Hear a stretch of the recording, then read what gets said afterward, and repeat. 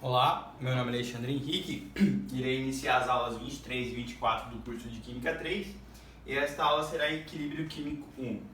A gente vai iniciar o equilíbrio químico.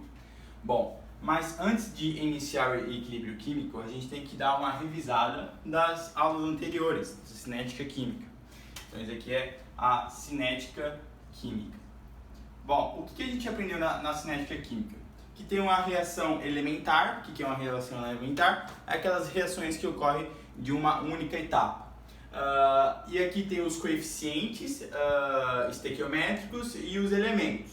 E a gente aprendeu que a velocidade da reação é uma constante. O que é essa constante? Uma tendência. Quanto maior for a tendência, maior vai ser a velocidade disso ocorrer.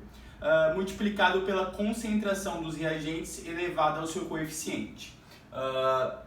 Então, a gente aprendeu a lei das massas, quando a gente tem um coeficiente 2, quando a gente dobra a concentração do reagente, a gente quadriplica a velocidade. Então, a gente aprendeu na aula anterior que a lei das massas e alguns fatores que alteram a velocidade da reação, a velocidade de a reação ocorrer. Esses fatores eram o choque efetivo, tinha que ter um choque efetivo para que a reação ocorra. Quanto quanto maiores forem os choques dentro do sistema, mais rápido vai ser a velocidade da reação, portanto mais rápido vai ser a formação dos produtos. Precisa de uma energia de ativação, não se esqueça do gráfico, que sai daqui dos reagentes, passa por essa energia de ativação, aqui uma reação endotérmica. Isso aqui seria, deixa eu botar uma reação exotérmica. Se eu colocar aqui, ó, isso aqui seria a energia de ativação.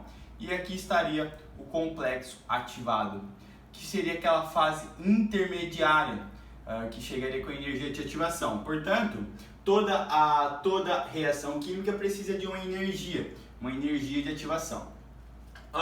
Um outro fator que altera a velocidade da reação química é a área de contato. Não se esqueça que quando você aumenta a área de contato, você aumenta os choques efetivos, portanto você aumenta a velocidade da reação.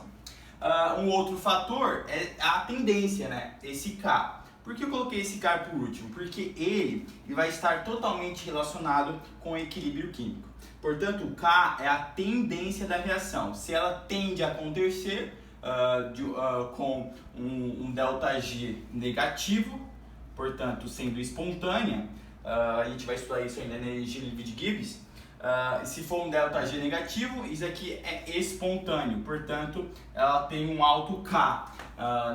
Se isso aqui for constante, se você aumenta o K, você aumenta a velocidade para que a reação ocorra. Então, o K vai ter total relacionamento com o equilíbrio químico, que a gente vai começar agora. Bom, o que o equilíbrio químico estuda? O equilíbrio químico estuda as reações reversíveis. Mas existem aquelas reações que são irreversíveis. Qual seria uma reação irreversível?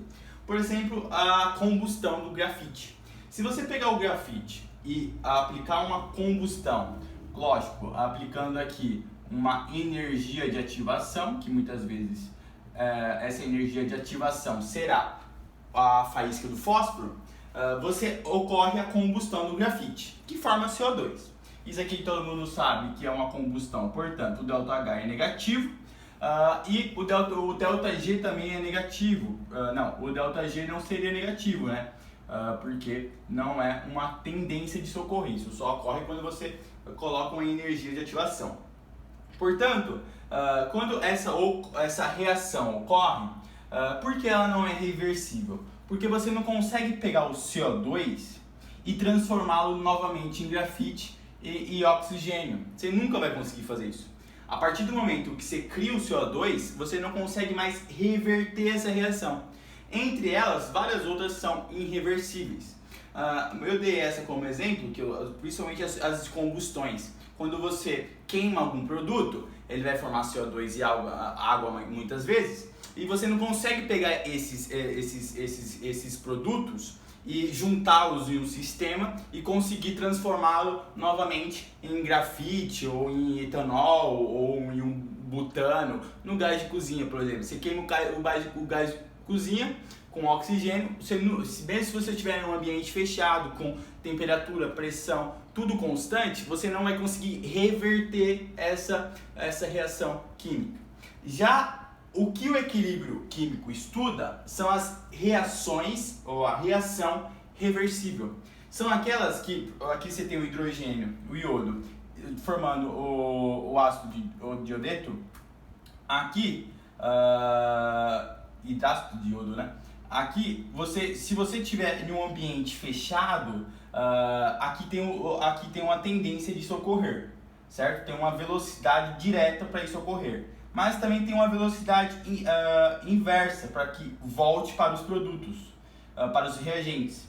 Então, o que é o equilíbrio químico? É quando que a velocidade da reação direta seja igual à velocidade da reação inversa. Então, o que é o equilíbrio químico? É quando a velocidade de ir é a mesma da velocidade de voltar. Então, isso se chama o equilíbrio químico. E tem os valores. Eu vou apagar a luz agora e eu vou colocar o equilíbrio químico por um ácido. E a gente vai estudar. Essa aqui é a aula mais importante de equilíbrio químico, porque a gente vai entender o que ocorre.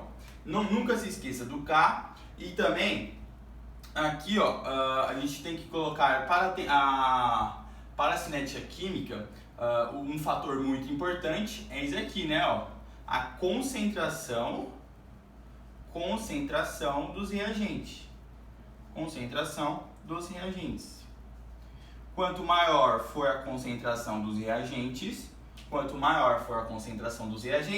mais choque vai ocorrer, portanto, maior vai ser a velocidade para que a reação ocorra. Então, esses dois aqui eu deixei por último, justamente porque esses dois está totalmente interligado com o equilíbrio químico. Então, vão ser esses dois que vão nos direcionar para que o equilíbrio químico aconteça. Bom, eu vou colocar uma reação de equilíbrio químico aqui e a gente vai estudar o que ocorre. Vamos colocar aqui.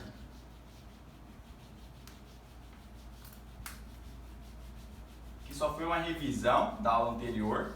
Não pode esquecer dos fatores que alteram a reação química.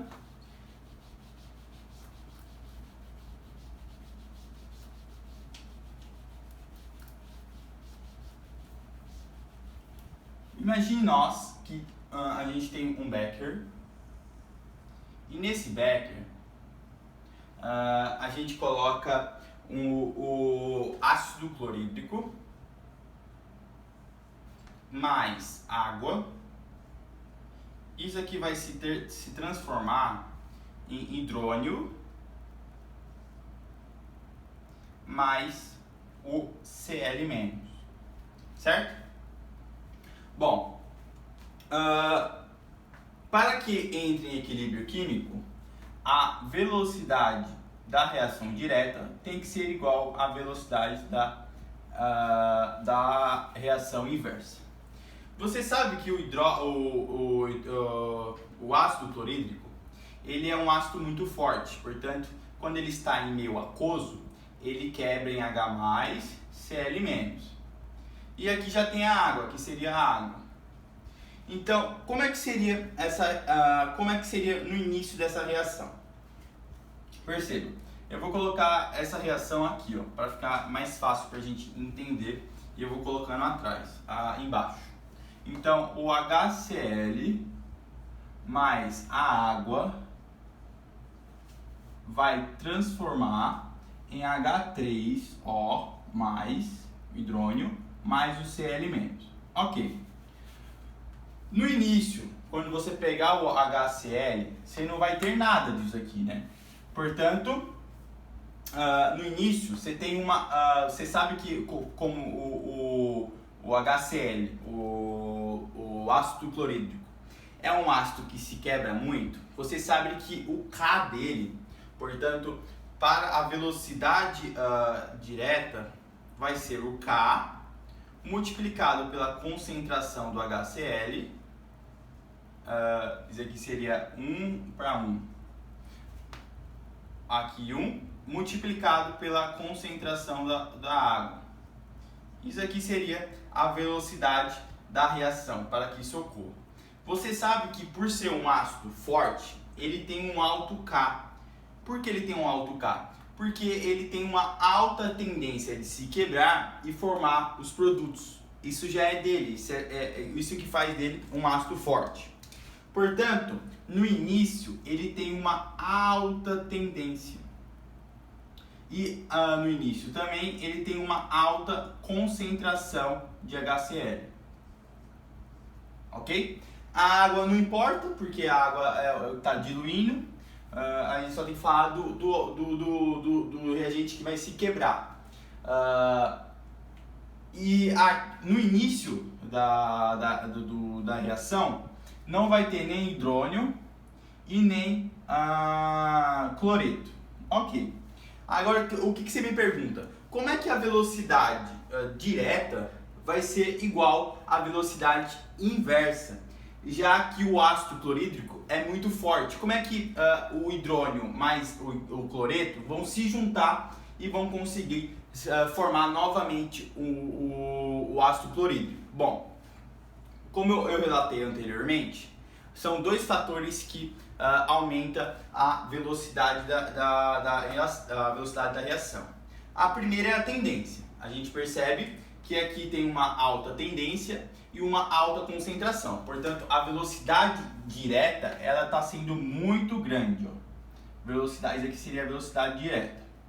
Ok, mas você concorda que com o passar do tempo a tendência sempre vai ser alta, porque é um ácido forte.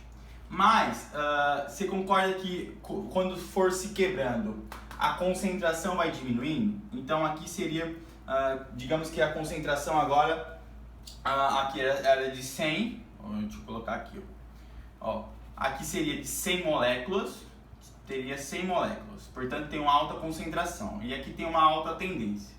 A tendência não deixa de diminuir, porque a tendência sempre vai ser alta para um ácido forte.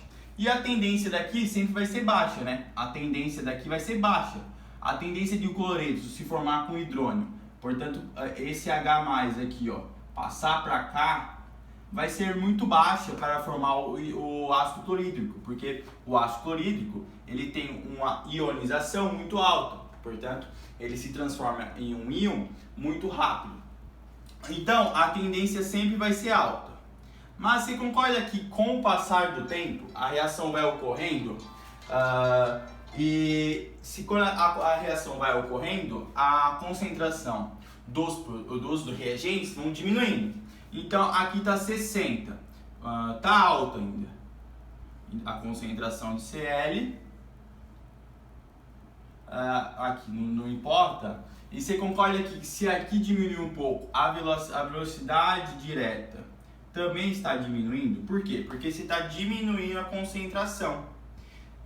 Então quando você vai diminuindo a concentração com a constante, sempre com a constante, você vai diminuindo a velocidade direta.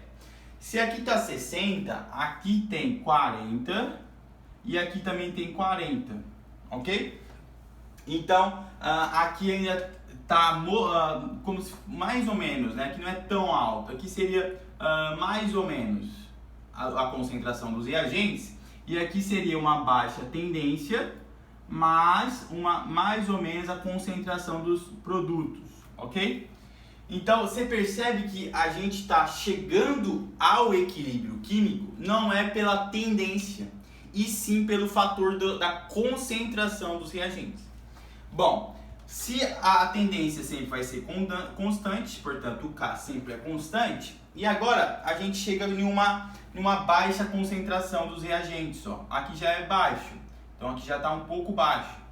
Então, por aqui ter uma baixa tendência, mas está crescendo a concentração, se tem uma baixa tendência, mas está crescendo a concentração, está começando a surgir a velocidade inversa. Portanto, a velocidade inversa vai ser o K multiplicado pela concentração do H3O positivo multiplicado pelo cloreto. Então, quando você vai... Isso aqui, a constante disso aqui é baixa. A tendência de socorrer, a velocidade inversa, é baixa. Mas você está alterando a concentração dos produtos. Se você aumentar a concentração do produto, deixando o K constante, porque é uma constante, é a constante da tendência, você vai aumentando a velocidade a velocidade da reação inversa. Portanto, neste momento, já tem uma velocidade aqui, ó, uma velocidade inversa. Eu concordo. Aqui, a velocidade do HCl, o hidróxido de cloreto, o ácido clorídrico, quebrar para formar o hidrônio e o cloreto é maior. Por quê? Porque ele tem uma alta tendência e ele tem uma alta concentração. Tudo bem que está moderado aqui, mais ou menos. Mas ele ainda tem uma alta velocidade. Já quando chegar a 40, ele tem 40 moléculas se quebrando. Portanto, tem uma baixa concentração. A gente diminui a concentração, portanto, a gente está diminuindo a velocidade. De uma baixa concentração de HCl, a gente vai ter uma velocidade menor. Perceba que eu estou diminuindo. A gente vai ter uma velocidade direta menor. E aqui, ó, a gente vai ter mais produtos. Portanto, a gente sabe que aqui tem uma baixa tendência, um baixo K, mas aqui já está um pouco maior a concentração dos reagentes. Então, aqui, ó, a velocidade já fica maior. Velocidade inversa já está maior. Por quê? Porque cada vez mais a gente está aumentando as concentrações do produto. E como isso é uma reação inversa, a gente sabe que os fatores que aumentam a velocidade da reação é a concentração dos reagentes, porque aqui seria a concentração dos reagentes, multiplicado pela tendência. Como a tendência sempre vai ser alta para o ácido clorídrico quebrar, e aqui sempre vai ter uma tendência baixa, o que está alterando é a concentração dos reagentes. Então, aqui sempre vai ser uma tendência alta. Mas, digamos que a gente chegou aqui, ó, com 5 moléculas. Está muito baixo mesmo a concentração de HCl. Portanto, isso aqui vai ter uma velocidade um pouco menor. A velocidade direta vai ser menor. Por quê? Porque eu estou diminuindo muito isso aqui, ó. Ao diminuir muito, eu também diminuo muito a velocidade direta. Mas, se a gente tem 5 moléculas aqui a gente vai ter 95, portanto vai ter uma baixa tendência sempre, mas vai ter uma alta concentração dos reagentes. Portanto, a velocidade velocidade inversa vai se igualar. Então, aqui, ó, nesse estágio, a gente atinge o equilíbrio químico. A gente atinge o equilíbrio químico, por quê? Porque a velocidade direta vai ser igual à velocidade inversa. Qual é a velocidade direta? Como que a gente calcula? Vai ser uma constante multiplicado pela concentração dos reagentes, certo? E a velocidade inversa vai ser uma constante também multiplicado pela concentração dos produtos.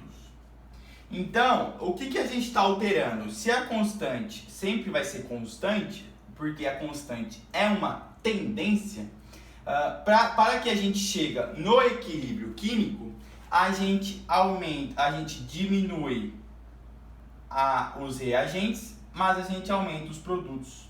Então, a gente atinge o equilíbrio químico justamente com isso aqui vai ser alto e isso aqui vai ser baixo. Então, para que isso ocorra, você tem que aumentar a concentração dos produtos. Vai aumentar a concentração dos produtos, vai aumentar a velocidade, por quê? Porque você está aumentando o choque. Você está aumentando o choque efetivo, porque você está aumentando a concentração. Portanto, você está igualando a velocidade tanto de ida como de volta. Mas não por tendência. Isso que é a aula mais importante do equilíbrio químico é justamente entender que a tendência não se altera. O que está alterando para chegar no equilíbrio químico, para chegar na velocidade direta ser igual à velocidade inversa, é justamente a concentração dos produtos, ok? Então, como que a gente poderia... eu vou apagar isso aqui e eu vou escrever isso aqui em um gráfico. Como que isso poderia ser em um gráfico? Isso aqui, ó, o gráfico de equilíbrio químico para esta reação seria justamente assim. Aqui tem a concentração, ó, seria um eixo cartesiano com o passar do tempo, e aqui estaria a concentração tanto dos produtos como dos reagentes. Você concorda que você começou com uma alta concentração de HCl, portanto aqui é o HCl. E aqui você tem uma baixa ou zero de hidrônio e de Cl-, ok? Com o passar do tempo, você concorda que você está diminuindo a concentração de HCl, mas você vai chegar em uma constante, e aqui você sempre vai estar aumentando. Portanto, a partir de um momento, a velocidade vai se igualar. Então, aqui, ó, nesse ponto, você tem o equilíbrio químico. Por quê? Porque tanto a concentração não está mais sendo alterada, a concentração dos produtos, como a concentração dos reagentes. Então, tudo que vai para os produtos, os produtos vai para os reagentes. Então, fica nesse equilíbrio. Portanto, a velocidade da reação direta seria igual à velocidade da reação inversa. O que é interessante a gente notar? Que aqui seriam os produtos, né? E aqui seriam os reagentes. Nesta reação, a gente tem que os reagentes é maior... Não, a gente tem que os produtos... é maior que os reagentes. O que isso nos fornece? Nos fornece que com um ácido forte, por ter uma alta tendência de quebrar, quando atingir o equilíbrio químico, vai ter mais produto do que reagentes. Por quê? Porque tem que ter mais produtos para que tenha mais choques e a velocidade da reação inversa seja igual à velocidade da reação direta. Por quê? Porque a velocidade da reação direta tem uma alta tendência, mas a gente vai alterar essa velocidade justamente pela concentração dos reagentes. Então, seria assim que a gente atingiria o equilíbrio químico. Então, toda vez que você pensar em equilíbrio químico, o que está sendo alterado é a concentração dos reagentes. Então, quando a concentração dos produtos for muito alta, eles tendo uma baixa tendência de quebrar, você vai ter aí você vai ter que aumentar a concentração dos produtos para que a velocidade da reação inversa se iguale à velocidade da reação direta. Bom, isso seria para um ácido forte, beleza. Mas uma pergunta que não quer calar é: e se fosse um ácido fraco? E se fosse um ácido que não tivesse uma alta tendência? Como que chegaria ao equilíbrio químico? Vamos fazer. Isso aqui seria para um ácido forte. Agora vamos fazer para um ácido fraco, um ácido cianídrico, por exemplo, o HCN. Então aqui teria uma alta concentração dos produtos para que se iguale a velocidade da reação direta com a velocidade da reação inversa. Bom, então como que você chega com a velocidade? Como você iguala a velocidade? Não é pela tendência, e sim pela concentração dos reagentes. Por isso que eu iniciei essa aula revisando a cinética química, porque os fatores que alteram a velocidade da reação é justamente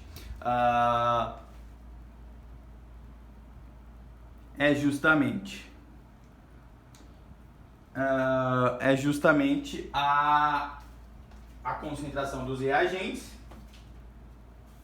e a concentração dos a constante, né? O K, a tendência, que é a tendência de socorrer. Só um minuto que eu vou colocar o celular para carregar aqui.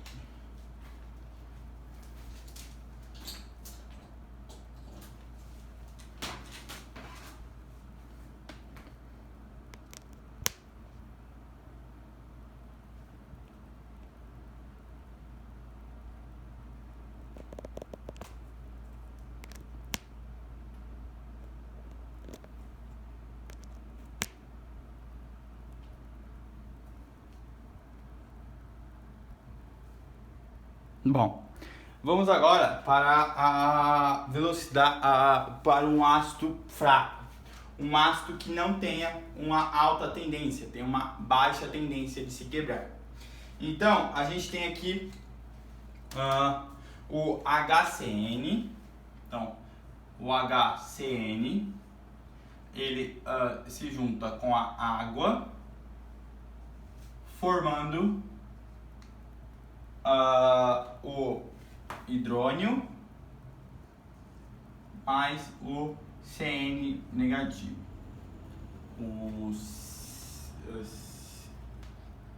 Bom, para esse ácido a gente tem que ele é um ácido fraco, portanto ele tem uma baixa tendência de ocorrer. Então a velocidade direta seria a constante multiplicado pela concentração do HCN, ok? Vou botar água, que água seria o que está diluindo esse ácido. Se ele tem uma baixa tendência, ele tem uma baixa velocidade, deixando isso aqui constante. Então, se ele tem uma baixa tendência, ele tem já por início ele tem uma baixa velocidade. Então, a gente aqui teria 100 moléculas de HCN. Portanto, uma quantidade alta, certo? Então ele teria uma velocidade direta porque ele tem uma alta concentração de reagentes. Então ele teria, aqui seria zero, então ele teria uma velocidade direta. Mas essa velocidade direta seria, só haveria ela porque aqui seria zero e aqui também seria zero. Mas isso aqui tem uma alta tendência de voltar para o ácido, porque esse ácido aqui é fraco. Portanto, o H passar para cá teria uma alta tendência. Bom, aqui a velocidade inversa seria zero, porque não tem concentração dos reagentes, não tem concentração dos produtos, portanto a velocidade seria zero. Mas aqui tem uma baixa tendência, sempre.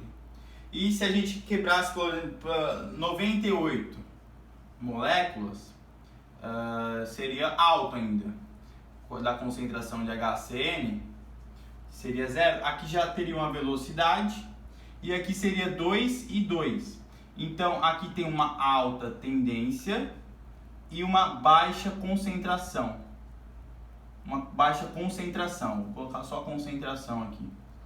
Se já tem uma baixa concentração, a gente já ia ver a velocidade inversa se igualando à velocidade direta.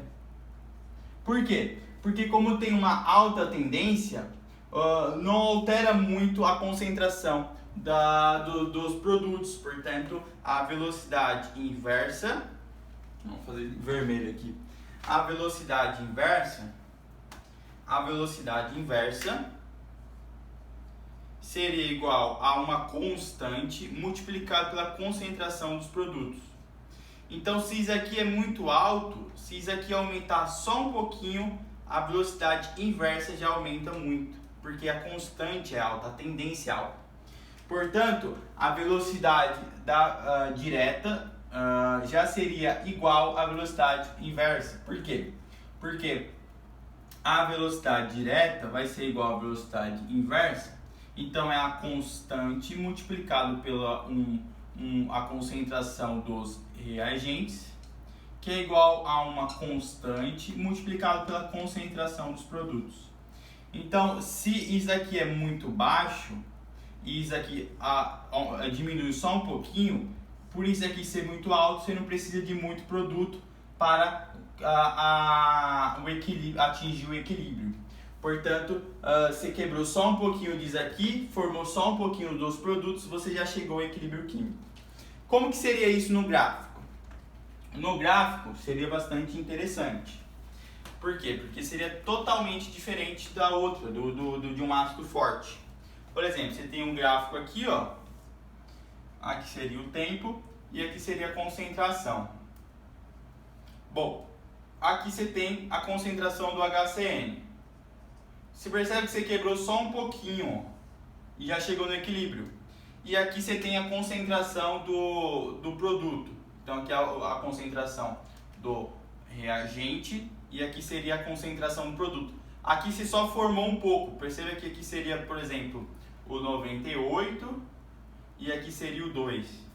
Então você chegou já no 2, então você já chegou no equilíbrio. Tudo que os reagentes formam para o produto, o produto forma para o reagente. Então você entra no equilíbrio químico aqui, ó. Aqui você atingiria o equilíbrio químico. A partir daqui você já está no equilíbrio químico. Equilíbrio químico. Então, o que é importante a gente analisar nesse gráfico para um ácido fraco? Que os reagentes são maior que o produto. Por quê? Porque os reagentes têm uma baixa tendência. Portanto, para que o equilíbrio químico seja atingido, você tem que ter uma alta concentração dos reagentes. E para o produto, você tem que ter uma baixa concentração dos produtos, porque para atingir o equilíbrio químico, portanto, para atingir a mesma velocidade da reação inversa para a reação direta, aqui você tem uma alta tendência, portanto, você tem que ter uma baixa concentração dos produtos. Aqui seria para o ácido fraco. Então, o que seria a definição? Como que a gente chegaria na constante de equilíbrio? A constante de equilíbrio, a gente calcula ela como sendo, ó, se a gente passar esse K1 para cá e esse K2 para cá, a gente tem que K1 dividido por K2 vai ser a concentração dos produtos dividido pela concentração dos reagentes. Isso aqui seria uma constante, duas constantes. Portanto, se é duas constantes, é uma constante só. Então, isso aqui seria uma constante igual à concentração dos produtos dividido pela concentração dos reagentes. Então, é assim que a gente calcula o equilíbrio químico. É uma constante igual à concentração dos produtos dividido pela concentração dos reagentes. Então, existem diferentes constantes. Eu vou apagar isso aqui e agora a gente vai entrar em equilíbrio químico. Você já entendeu como que você atinge o equilíbrio químico? Não é pela tendência, e sim pela concentração, tanto dos reagentes como da concentração dos produtos. Bom, existem várias constantes de equilíbrio químico.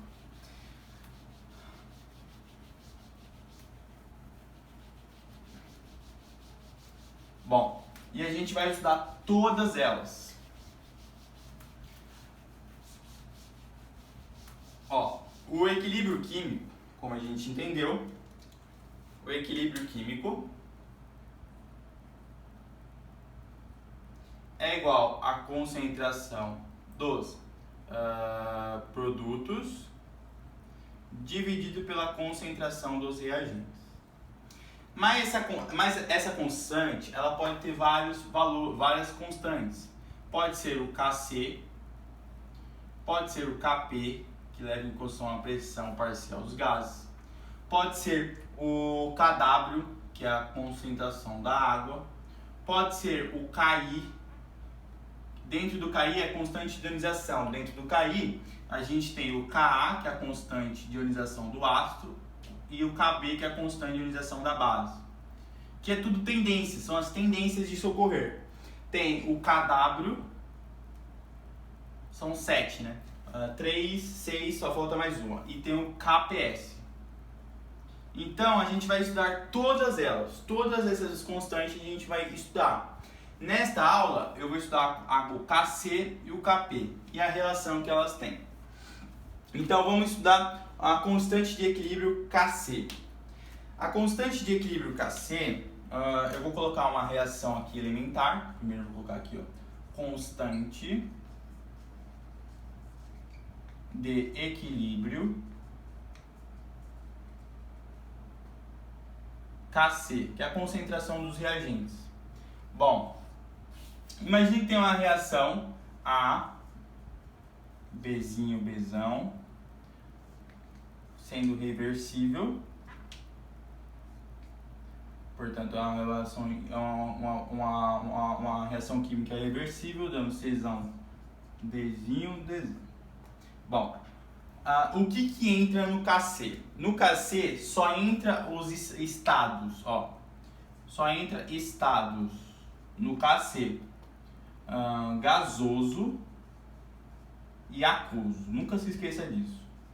Então, isso aqui entra. O que não entra? Líquido não entra e nem sólido. Isso aqui não entra na relação. Então, o que é o Kc? Como eu disse que todo equilíbrio químico é os produtos dividido pelos reagentes. Então, o Kc, para essa reação aqui que eu dei como exemplo, seria a concentração dos produtos elevado ao coeficiente, multiplicado a concentração dos produtos, dividido pela concentração dos reagentes. Então, esse produto, esses reagentes, só podem estar em estado gasoso e estado aquoso. Essa constante leva em conta a concentração molar. Concentração molar. Por isso que está aqui, ó, em planchetes. Aqui é concentração molar. Então, os reagentes, né, tem que estar em mol por litro.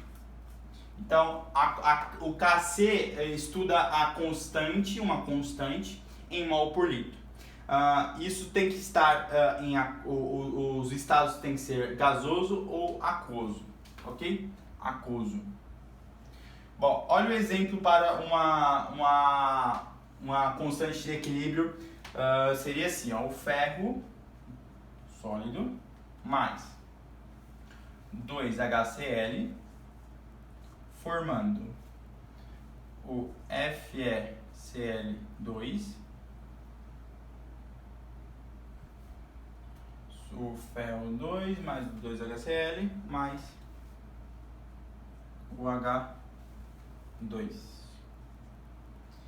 Bom, como que seria a velocidade direta? A velocidade direta, perceba que por isso aqui ser sólido, a velocidade direta seria igual a concentração do HCl elevado ao segundo. Isso aqui é um sólido também, isso aqui é um gás. Então isso aqui entraria para o Kc. O Kc seria, portanto, a concentração de H2 dividido pela concentração do HCl2. Ok? Então seria assim o Kc para esta reação aqui. Isso aqui seria sólido, isso aqui seria um gás. Então o gás entra no Kc. Agora, isso aqui seria a primeira constante que a gente estudou, a constante Kc, constante de equilíbrio Kc, que é a constante de equilíbrio de concentração molar. Mas a gente consegue relacionar o Kc com o Kp. Como que a gente faz isso? Vou apagar isso aqui e a gente vai relacionar o Kc com o Kp. Bom, o que é o constante de equilíbrio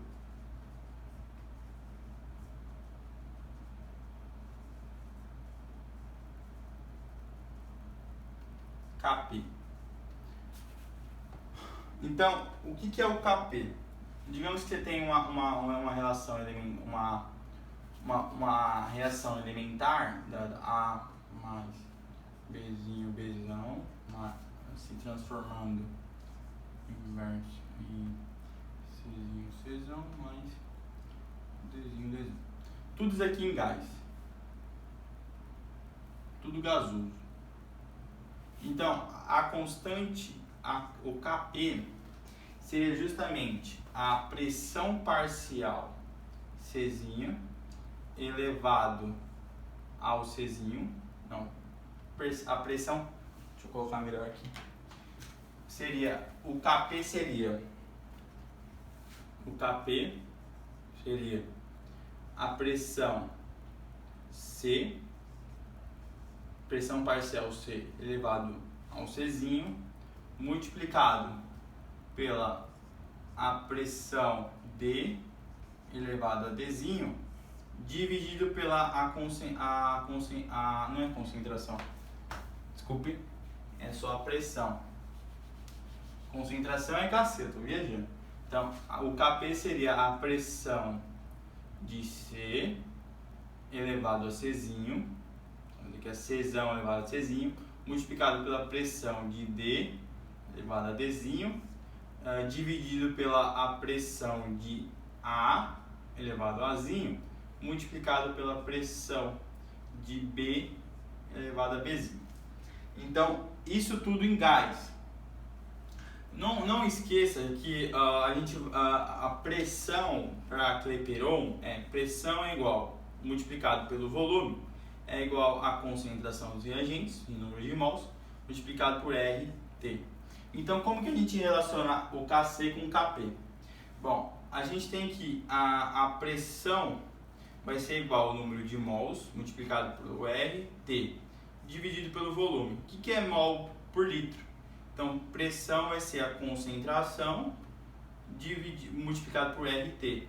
O que é a concentração? Bom, então isso aqui seria a molaridade, né? Isso aqui seria a molaridade. O que você faz? Então você relaciona, né? Você relaciona aqui o Kp vai ser, isso aqui seria o Kp, vai ser igual o Kc, que é a molaridade, multiplicado por RT elevado ao ΔN. O que seria o ΔN? Seria a soma disso com isso. Então, ΔN é C mais D menos A mais B, que é o coeficiente estequiométrico, ok? Então, é assim que você... ΔN. Então, é assim que você relaciona o Kp com o Kc. Vamos para um exemplo para ficar mais fácil de entender. Bom, vou apagar esse Kc aqui. A gente entendeu como relaciona o Kc com a lei de Clapeyron, com a equação de Clapeyron. Vou dar um exemplo aqui para o Kp.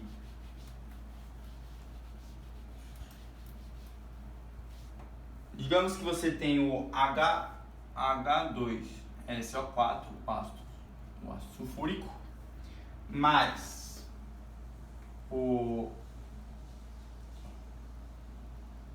sulfato de cálcio, formando o sulfeito de cálcio,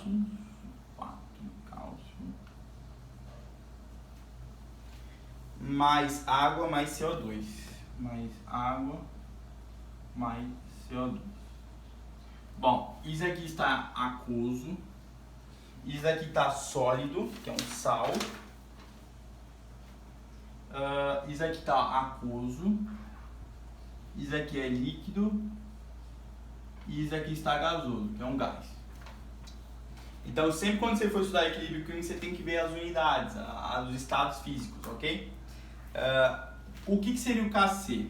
O Kc seria sempre que o Kc entra aquoso e gasoso. Então, o Kc seria a concentração de CaSO4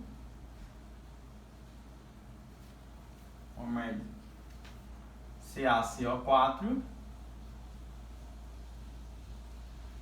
multiplicado pela concentração de CO2, certo? Esse seria o Kc, dividido, seriam os reagentes, dividido por a concentração de H2SO4.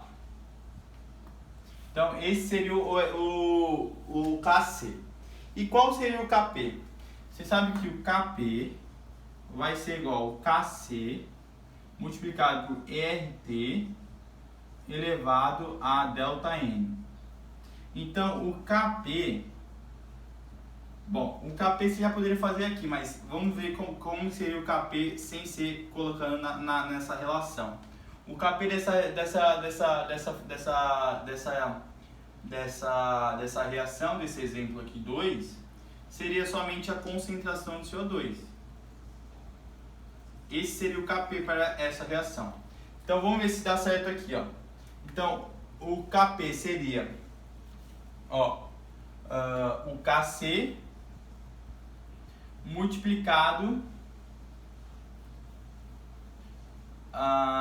por RT ΔN. Então, o Kc aqui seria diferente, né? O Kc e o Kp não seriam iguais, por isso você tem que tomar cuidado. Nunca vai ser igual o Kc com o Kp. Nessa relação aqui, ó, seria igual ao ΔN. Mas seria diferente, né? Porque o Kp aqui seria o Kc, portanto a concentração de CO4 multiplicado pela concentração de CO2 dividido pela concentração de H2SO4 multiplicado pelo RT e ao ΔN, que seria só 1. Então, o Kp seria o Kc multiplicado por RT. Então, perceba que o Kp nunca, se você colocar nessa relação, né, calcular só o Kp, vai ser diferente, né? Então, aqui seria o Kp, seria a concentração do Kc multiplicado por R vezes T, e aqui seria o Kp igual a concentração de CO2. Então, não são iguais, você tem que tomar cuidado nisso. Bom, eu vou encerrar essa aula, a gente já falou muita coisa.